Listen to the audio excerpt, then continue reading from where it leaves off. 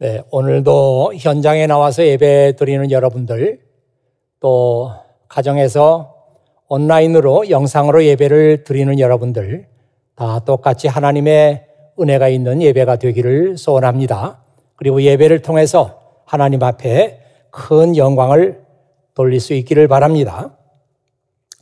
그리고 오늘 하나님의 은혜 귀한 찬양 불러주신 우리 소프라노 박지민, 또 첼로의 권현지, 피아노의 홍사헌 형제, 대단히 감사를 드립니다. 조금 전문적인 그런 말씀입니다만은 설교학에서 중요한 것이 The Point of Contact라는 게 있습니다. 오늘 설교하려고 하는 그 말씀과 또 설교를 듣는 우리 사이에 무슨 접촉점, 무슨 연관성이 있느냐는 거죠. 그래서 이것을 relevancy라고 또 relevance라고 그렇게 말하기도 합니다. 이 접촉점이 있어야 성경 말씀이 우리 마음에 와 닿고 또 접촉점이 있어야 그 말씀에서 하나님께서 주시는 은혜를 받을 수가 있습니다. 전통적으로 베드로가 이 편지를 기록한 시기는 대략 AD 64년에서 68년으로 보고 있습니다. 로마의 대화재가 일어났던 것이 AD 62년입니다. 네로 황제는 그 책임을 크리스찬들에게 돌리고 대대적인 박해를 시작했습니다. 베드로는 로마에서 박해가 한창일 때 AD 68년 네로 황제가 죽던 그 해에 순교한 것으로 보고 있습니다. 그런데 학자에 따라서는 베드로 전서의 기록 연대를 한 20-30년 후로 도미티안 황제나 트라이안 황제 때라고 그렇게 주장하는 학자들이 있습니다. 이 두 황제도 황제 숭배를 강요하면서 크리스찬들이 황제 숭배를 하지 않는다. 그래서 크리스찬들에 대한 심한 박해를 했던 황제들입니다. 학자들이 이렇게 베드로 전서 연대를 뒤로 보는 이유가 있는데 그 이유는 뭐냐면 이 베드로 전서에 사용되고 있는 히라버, 그릭, 이 히라버가 아주 수준 높은 고급 히라버라는 것입니다. 그렇다면 교육을 제대로 받지 못한 베드로가 어떻게 그런 수준 높은 히라버를 구사할 수 있었느냐? 이런 의문을 제기하면서 그런 주장을 하게 되는 것이죠. 어쨌든 중요한 것은 베드로 전서가 그 당시 크리스찬들이 받았던 고난에 대해서 말하고 있다는 것입니다. 조국을 떠난 디아스포라 크리스찬들의 그 삶이 얼마나 고달팠겠습니까? 단순히 먹고 사는 문제뿐만 아니라 로마로부터 심한 박해를 받고 견디면서 믿음을 지켜야 하니 얼마나 힘들었겠습니까? 그들은 몰래 카타콤에 모여서 예배를 드렸습니다. 이 카타콤은 지하 공동묘지이죠. 그때 크리스찬들이 느꼈을 그 불안과 공포, 두려움을 생각해 보십시오. 그들은 아마도 하루하루 살아있다는 것이 기적일 만큼 그런 불안과 공포 속에서 살고 있었을 것입니다. 그런데 오늘 우리들에게도 이런 불안과 두려움이 있습니다. 아마도 인류 역사가 시작된 이래 이런 때가 있었는가 싶습니다. 벌써 정상적인 활동이 제한된 지가 8개월이 되어 갑니다. 단순히 집에 있어서 마음이 답답한 그런 문제뿐만 아니라 정상적인 비즈니스가 되지 않으니까 문을 닫는 가게들이 속출하고 있고 가족의 생계가 막막한 그런 가정들이 나오고 있습니다. 그리고 직장에서 해고된 사람들이 속출하고 있죠. 살 길이 막막해지는 것입니다. 그리고 언제 이런 시간이 끝이 날지 알 수가 없어서 이 불확실한 미래가 우리의 삶을 불안하게 만들고 우울하게 만들고 걱정스럽게 만들고 있습니다. 바로 이것이 오늘 본문 말씀과 우리가 처한 상황과 만나는 the point of contact입니다. 우리는 베드로가 고난 속에 있었던 크리스찬들을 무슨 말로 어떻게 위로하고 또 그 고난 속에 있던 크리스찬들이 자기가 당한 그 고난을 어떻게 이겨냈는지 오늘은 우리가 이 본문 말씀을 통해서 봐야 할 것입니다. 그리고 크리스찬으로서 지금 우리가 맡고 있는 이 상황을 어떻게 이겨나가야 할지 이 말씀에서 우리가 교훈을 얻어야 하는 것입니다. 하루하루 불안과 두려움 속에 살아가던 1세기의 크리스찬들에게 오늘 베드로는 먼저 그들이 누구인지 그들의 정체성을 확인해 주고 있습니다. 우리는 산 소망, a living hope, 산 소망을 가진 사람들이다. 그렇게 말하고 있습니다. 헛된 소망이나 죽은 소망이 아니라 우리는 하나님께로부터 받은 산 소망을 가진 사람들입니다. 이렇게 크리스찬들에게 잊고 있었던 자기들의 정체성을 확인해 주고 있습니다.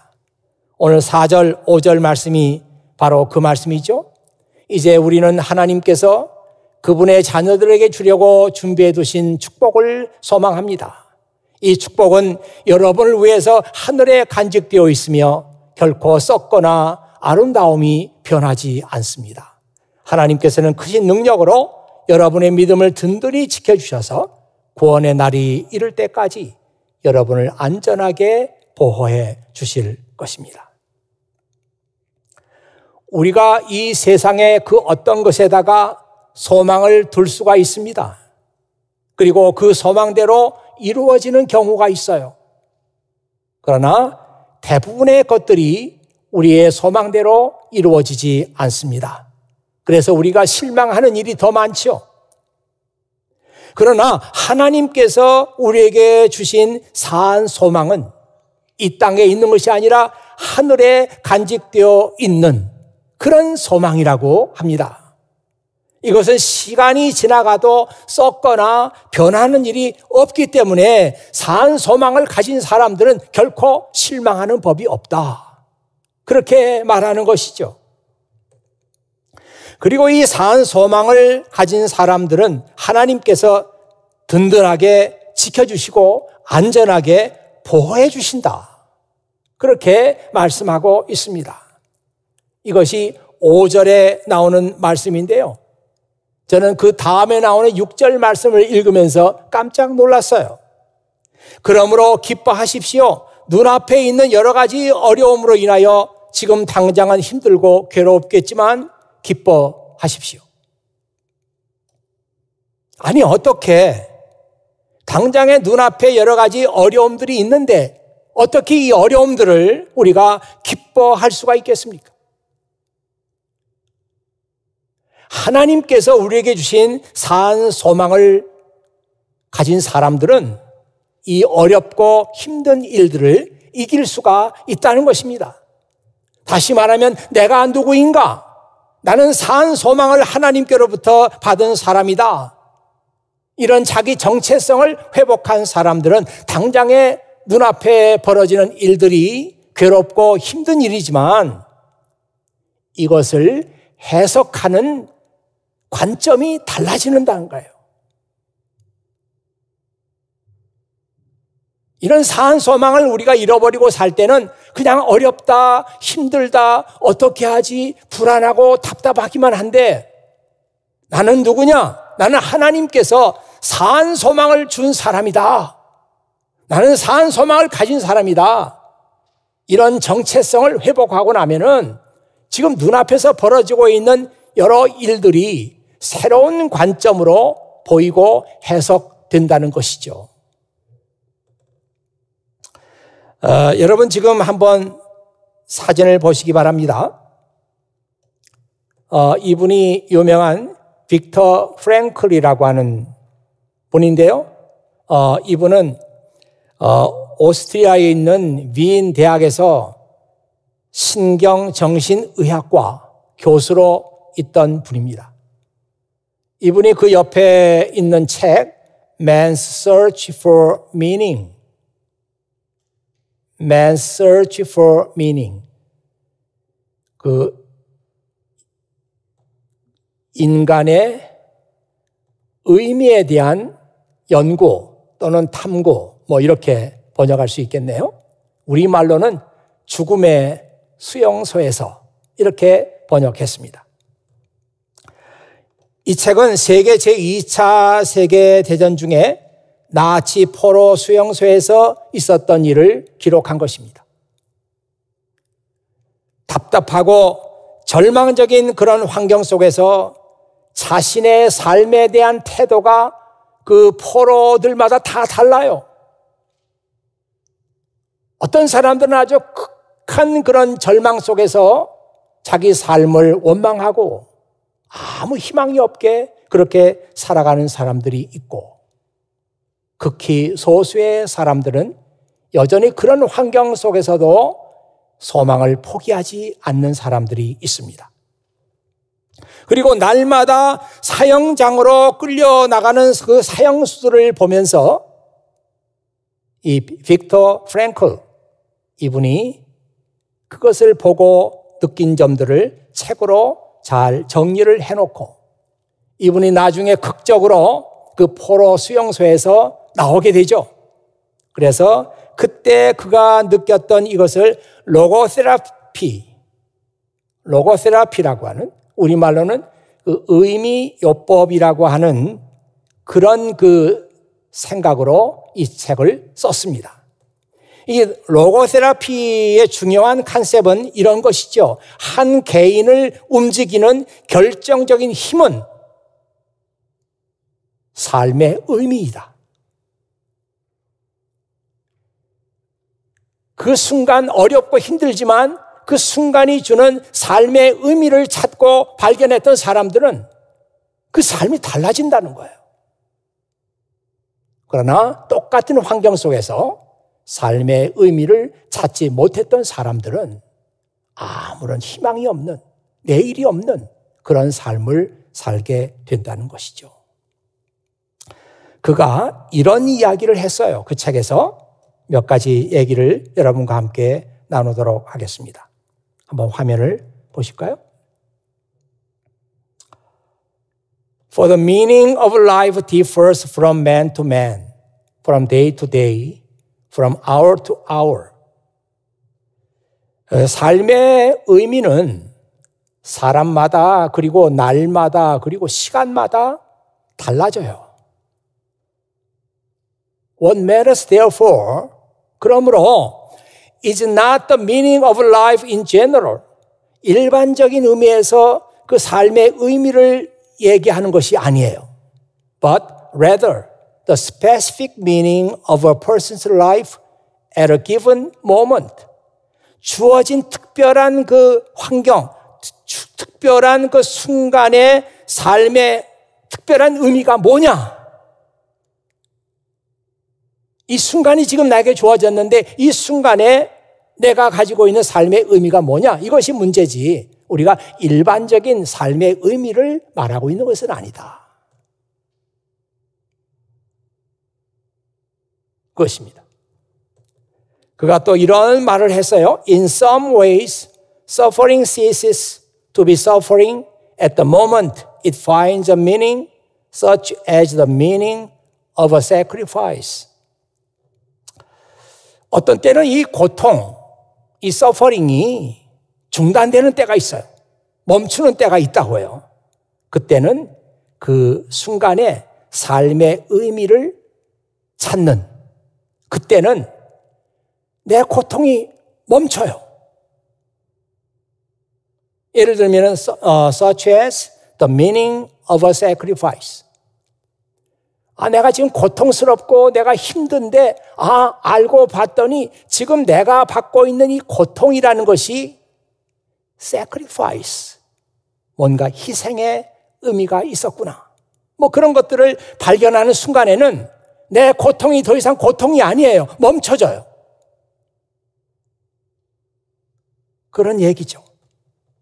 저는 이 빅터 프랭클의 얘기를 들으면서 오늘 베드로전서 1장에 있는 이 말씀을 볼 때에 그 말씀이 더 잘 이해가 되는 것을 느꼈습니다. 여러분 한번 보시죠. 그 6절, 7절 말씀 보면요. 눈앞에 있는 여러 가지 어려움으로 인하여 지금 당장은 힘들고 괴롭겠지만 이 시험들은 여러분의 믿음이 얼마나 강하고 순수한지 알아보기 위한 것일 뿐입니다. 순수한 믿음은 금보다도 훨씬 귀합니다. 금은 불에 의해서 단련되기는 하지만 시간이 흐르면 닳아 없어지고 마는 것입니다. 하지만 여러분의 순수한 믿음은 예수 그리스도께서 다시 오실 그날에 칭찬과 영광과 존귀를 가져다 줄 것입니다. 지금 베드로가 크리스찬들에게 말하고 있는 얘기는 지금 여러분들이 받고 있는 이 고난, 어려움, 힘든 일들은 아무 의미 없는 고난이 아니라는 거죠. 하나님께서 의도와 목적을 가지고 지금 여러분의 믿음을 시험하고 계신다는 거예요. 이 말씀 읽다 보니까 욥이 이 세상을 향해서 선포했던 말이 생각이 납니다. 욥이 이렇게 말하죠. 내가 가는 길을 오직 그가 아시나니 그가 나를 단련하신 후에는 내가 정금같이 나아오리라. But he knows where I am going. 하나님은 내가 어디로 가는지를 알아요. 욥의 그 속마음은 그런 거죠. 하나님, 제가 어디로 가시는지 아는지 아시죠? 저야 물론 올바른 길을 가죠. 하나님께서 기뻐하시는 길을 저는 갑니다. 이런 자신감이 있는 얘기예요. And when he tests me, 그가 나를 테스트, 시험하실 때에 I will come out as pure as gold. 나는 아주 그 순수한 금같이 그분 앞에 서게 될 거야. 욥이 아주 당당하게 자신 있게 그렇게 말합니다. 혹시 여러분 이런 생각을 해보셨습니까? 하나님께서 지금 내가 겪고 있는 이 상황을 통해서 나의 믿음을 테스트하고 계신다. 그런 생각 해보셨습니까? 지금 우리가 겪고 있는 이 고난의 의미 중에 분명히 이런 의미가 들어있다고 생각합니다. 많은 사람들이 지금쯤 그런 생각을 많이 하고 있어요. 야, 예배 드리는 게 참 힘들다. 현장 예배 나가자니 좀 그렇고, 집에서 컴퓨터 앞에서 예배를 드리자니 처음엔 좀 이렇게 익사이팅 했는데 지금은 별 재미가 없어요.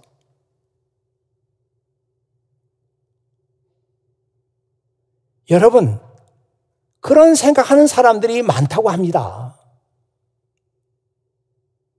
그때 우리가 생각해야 될 것이 뭐냐면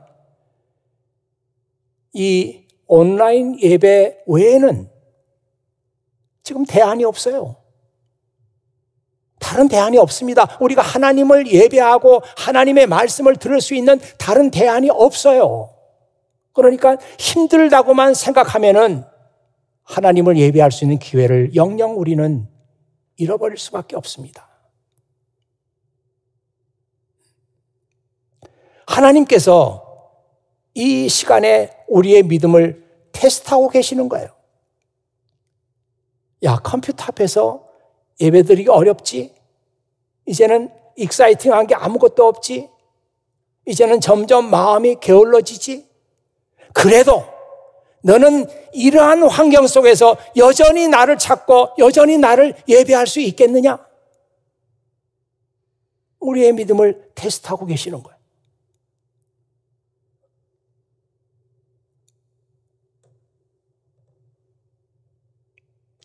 지금 우리가 겪고 있는 이 상황 속에서 하나님께서 우리의 믿음을 테스트하신다고. 욥이 자신에게 말했던 것처럼 하나님께서 나를 테스트하신다면 저야 하나님 앞에 떳떳할 수 있습니다. 저야 기쁜 마음으로 이런 환경 속에서도 하나님을 예배하지요. 이렇게 설 수 있는 여러분들이 되어야 합니다.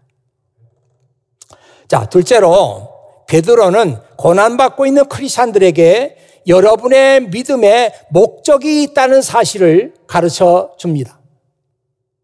그래서 어렵고 힘들 때마다 우리의 믿음에 목적이 있다는 것, 내가 왜 하나님을 믿고 있는지, 내가 왜 예배를 드리는지 그 목적이 있다는 것, 이것을 생각하라.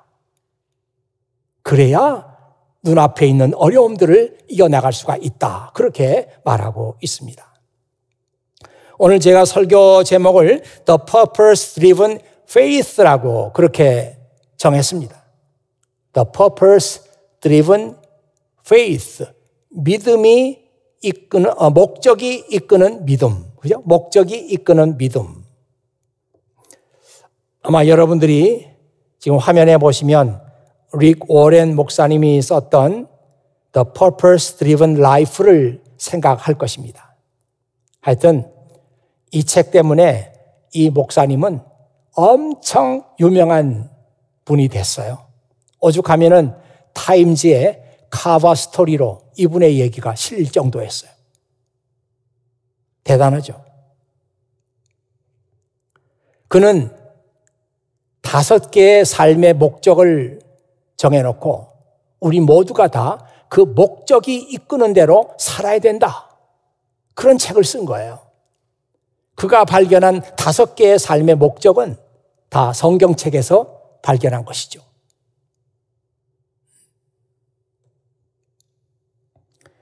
그런데 2000년 전에 베드로는 고난받는 크리스찬들에게 똑같은 말을 했어요. 우리는 목적이 이끄는 대로 믿음 생활을 해야 합니다. 그런 얘기를 2000년 전에 이미 베드로가 고난받고 있는 크리스찬들에게 했던 것입니다. 한번 이 말씀을 보시죠. 여러분이 예수 그리스도를 본 일은 없지만 예수 그리스도께 사랑을 고백합니다. 지금 이 순간 그분의 모습을 보지 못하면서도 그분을 믿고 있고 여러분의 마음은 설명할 수 없는 기쁨으로 가득 차 있습니다. 그것은 여러분의 믿음의 목적이 있기 때문입니다. 그 목적, 바로 여러분의 영혼이 구원을 받는다는 기쁨이 이미 여러분에게 주어졌습니다. You love him, although you have not seen him. 그를 보지 못하면서도 예수 그리스도를 사랑하고 있어요. And you believe in him, although you do not now see him. 지금 그분을 보지 못함에도 불구하고 그분을 지금 믿고 있어요. So you rejoice with a great and glorious joy which words cannot express. 말로 설명할 수 없는 커다란 기쁨이 우리에게 있습니다. Because you are receiving the salvation of your soul. 왜냐하면은 지금 여러분들이 여러분의 영혼의 그 구원을 지금 받고 있기 때문이죠. 그 영혼의 구원이라는 것은 which is the purpose of your faith in him. 바로 여러분들이 예수 그리스도를 믿는 목적입니다. 그 영혼의 구원이라는 것이. 그러니 여러분, 눈앞에 당장에 어렵고 힘든 일이 있죠? 그때 여러분들은 여러분이 왜 하나님을 믿고 있는지, 왜 예수 그리스도를 믿는지 그 믿음의 목적을 생각하세요. 그러면 여러분들은 그 어려움들을 이겨나갈 수가 있을 것입니다. 그렇게 말하고 있죠. 여러분, 무슨 일이든지 목적이 있는 일은 참고 견딜 수가 있어요. 목적이 있는 일은요. 그 목적이 크면 클수록, 그 목적이 귀하면 귀할수록 우리는 더 큰 어려움도 참고 이겨나갈 수가 있습니다. 그래서 우리의 삶의 목적이 무엇인가 하는 것을 생각하라고 하는 거예요. 여러분의 인생의 목적이 있습니다. 그 목적이 무엇인지 분명히 알고 있는 사람은 살아가면서 어렵고 힘든 일이 있어도 이겨내요. 목적이 있으니까 나는. 그러나 자기 생에 대한 목적을 모르는 사람은 어렵고 힘들면 모든 것이 다 힘들어지고 손을 다 놓고 싶습니다. 포기하고 마는 거죠. 우리 믿음 생활의 목적은 영혼의 구원이에요. 우리 영혼이 즐거우면 몸은 좀 힘들어도 괜찮아요. 여러분 이해하시나요? 내 영혼이 기뻐요. 내 마음이 기뻐요. 몸은 좀 힘들어도 괜찮아요.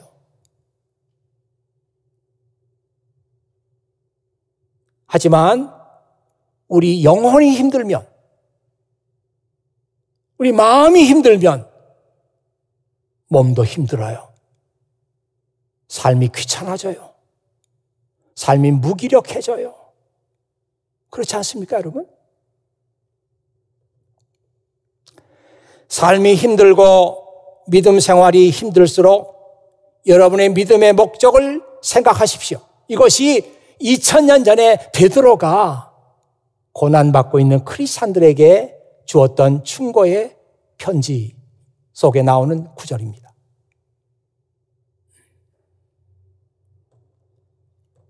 제가 예전에 대학교 다닐 때 아주 좋아하는 선배가 한 분 있었는데 그분이 어떤 책을 썼어요. 그 책 속에 나오는 얘기입니다. 아주 오래된 얘기죠.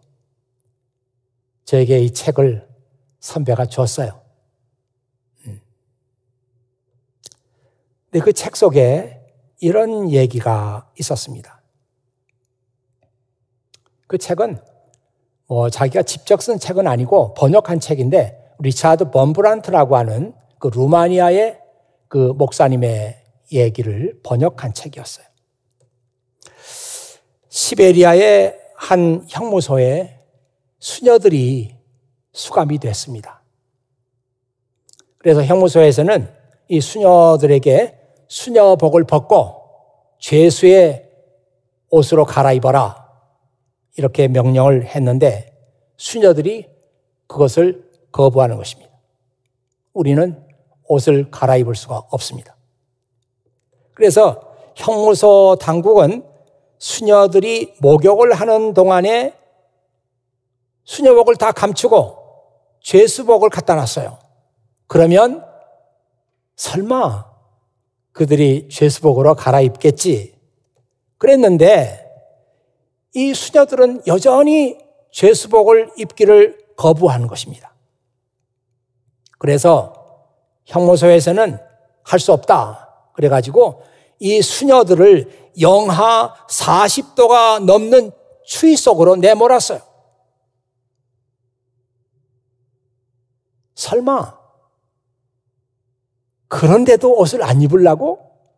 그래서 영하 40도가 넘는 그 추위 속으로 이 수녀들을 내몰았습니다. 하지만 이 수녀들은 그 추위도 겁내지 않고 알몸으로 앉아서 기도하기 시작했습니다. 한 의사가 달려와서 당신들 그러다가는 다 얼어 죽는다. 그렇게 말을 했지만 이 수녀들은 그 말 듣지 않고 계속 기도만 했습니다. 시간이 흐르자 이 수녀들의 몸이 파랗게 변하고 얼기 시작했습니다. 형무소 당국은 이러다간 큰일 나겠다 싶어서 그들을 다시 감방으로 들어오라고 했습니다. 수녀들은 눈길을 걸어서 감방으로 들어가면서 오래된 그레고리안 멜로디로 노래를 부르기 시작했습니다. 하늘에 계신 우리 아버지. 노래를 부르기 시작했습니다. 감방에 들어온 수녀들은 다른 죄수들이 건네주는 담요를 몸에 걸쳤습니다. 수녀들이 맨몸으로 추위 속에서 떤 시간은 모두 6시간이었습니다. 그런데 신기하게도 병든 사람이 아무도 없고 앓는 사람도 아무도 없었습니다. 그 형무소에 있는 의사들이 서로 얘기를 주고받습니다. 의학적인 소견으로 볼 때 이들 중에 한 사람도 병들지 않았다는 사실을 어떻게 설명할 수 있습니까? 그랬더니 한 의사가 이렇게 말하는 것입니다. 그들이 하늘에 계신 우리 아버지 하면서 노래 부르지 않았습니까? 다른 설명이 필요합니까? 그렇게 말했다는 것이에요. 예수님은 제자들에게 이렇게 말씀하셨습니다. 너희 몸은 죽일 수 있으나 영혼은 죽일 수 없는 사람들 두려워하지 마라. 오직 하나님께서만 우리 영혼의 주인이시고 오직 하나님께서만 우리 영혼을 돌보시고 지키신다는 그런 말씀이죠. 시베리아의 수녀들이 이 말씀을 믿었고 그들의 영혼을 온전히 하나님께 의탁했기에 그들은 모진 박해를 견딜 수가 있었던 것입니다. 지금 우리가 겪고 있는 어렵고 힘든 시간을 이길 수 있는 비결은 여러분의 믿음에 목적이 있다는 것을 생각하는 것입니다. 우리 영혼을 구원하시고 우리 영혼의 자유함을 주시는 하나님께 여러분의 삶을 온전히 맡기세요. 히브리서 6장 19절에 보면은 하나님은 우리 영혼의 닻이다. 하나님께 우리의 영혼의 닻을 놓아야 한다. 그런 말씀이 나오잖아요. 우리 영혼의 구원자, 우리 영혼을 책임지고 있는 분, 우리 영혼을 지켜주시는 분, 그분을 우리가 신뢰해야 합니다. 지금같이 어렵고 힘든 시간에는 더욱더. 그리고 여러분에게 주어진 어떤 일도 두려워하거나 무서워하지 마십시오. 우리는 우리의 믿음을 가지고 이 일들을 넉넉히 이겨나갈 수가 있습니다. 같이 기도하겠습니다. 아버지 하나님, 감사합니다. 1세기의 크리스찬들, 어렵고 힘든 상황 속에서 박해를 받고 고난을 받고 있던 그 크리스찬들이 우리는 하나님께서 주시는 사한 소망을 붙들고 있는 사람들이다. 우리의 믿음에는 목적이 있다. 이 두 가지 사실을 가지고 그들에게 주어지는 모든 박해의 시간들을 이겨냈습니다. 아무리 육체에 힘든 고통이 있다고 할지라도 그 영혼의 주인 되시는 하나님께 그들을 의탁함으로 그들은 자유함을 얻었습니다. 아버지 하나님, 오늘 성경 말씀에서 우리가 이 사실을 다시 한번 읽고 확인했습니다. 지금 우리 앞에도 여러 가지 힘든 상황이 계속되고 있습니다. 답답한 시간들이 계속되고 있습니다. 이 시대를 살아가는 우리 크리스찬들이 어떻게 이 시간을 이길 수가 있겠습니까? 우리는 죽은 소망이 아니라 하나님께 주시는 산 소망을 붙들고 있는 사람들입니다. 우리의 믿음에는 목적이 있습니다. 우리 영혼의 구원입니다. 이 두 가지 사실을 우리가 다시 한번 확인하고 이 시간에 이 두 가지 사실을 우리 마음속에 기억함으로 말미암아 오늘 우리도 우리에게 주어진 일들을 넉넉히 이겨나갈 수 있는 하나님의 자녀들이 되게 해 주시옵소서. 우리 구주 예수 그리스도의 이름으로 기도하옵나이다. 아멘.